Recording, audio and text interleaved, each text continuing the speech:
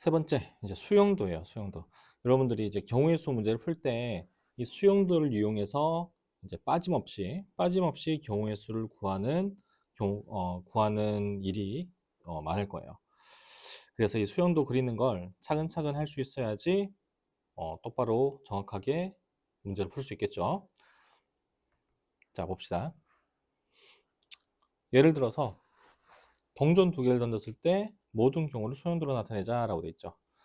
자, 첫 번째 동전이 있고 두 번째 동전이 있어요. 첫 번째 동전이 앞면이 나오고 두 번째 동전이 뒷면 또는 앞면이 나올 수 있고, 첫 번째 동전이 뒷면 나오고 두 번째 동전이 뒷면, 앞면이 나올 수 있죠.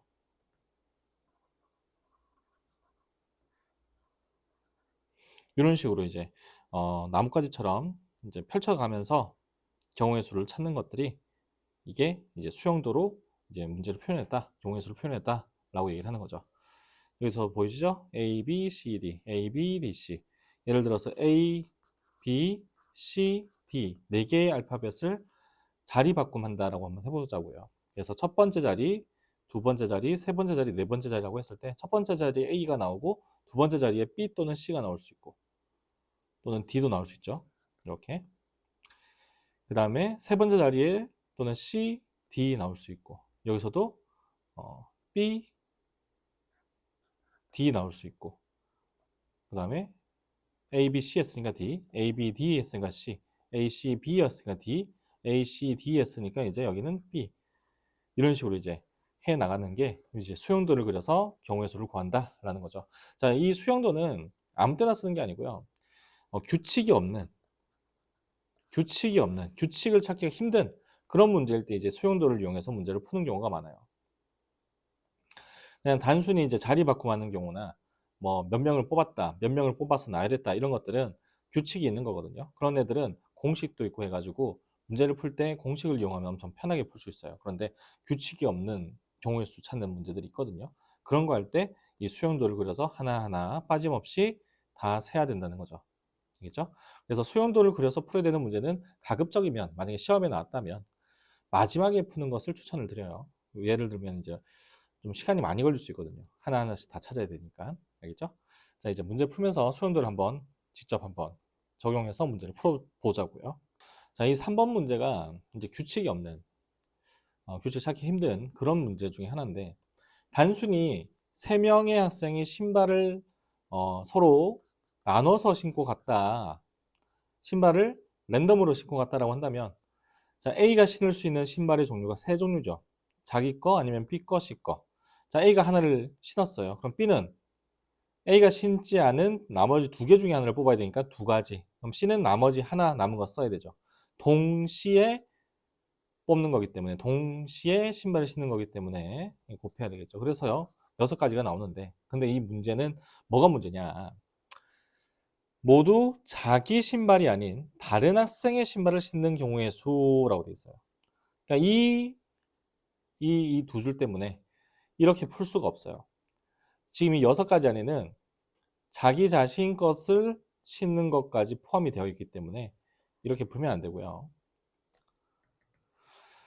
자, A의 신발을 스몰 a, B의 신발을 스몰 b, C의 신발을 스몰 c라고 해서 한번 해볼게요. 자, A가 신는 거, B가 신는 거, C가 신는 거. A가 B를 신을 수 있죠. 그럼 B는 뭘 신어야 되죠? A 또는 C를 신을 수 있지. A 또는 C. A를 신었다면은 C는 C를 신어야 되고 여기서는 A 신어야 되죠. 근데 얘는 돼야 안 돼요. 지금 안 되죠, 얘는. 이 경우는 안 된다 이거야. 그럼 될 수 있는 게 이거밖에 없어요, 지금. B, C, A. 자, A가 이번에는 C를 신었다고 해보자고요. 자, C 신었으면 B는 A, B 이렇게 했으면은 B 이렇게 했으면은 C죠. 자, C가 아니라 A.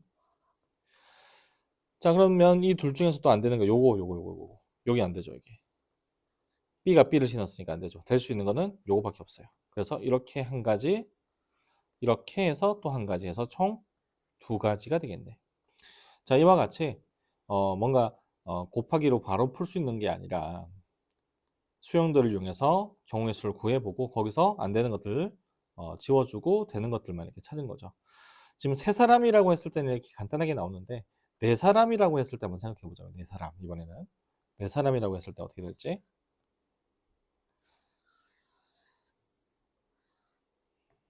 자, 네 사람이라고 생각하면 한 번만 해볼게요. 한 번만. 자, A가 B를 신었을 때 C, D까지 있겠죠. 자, B가 신을 수 있는 거는 A, C, D 신을 수 있죠. 그럼 이제 A를 신었다고 한다면 이제 C가 신을 수 있는 거는 D 신을 수 있고 C는 안 되죠.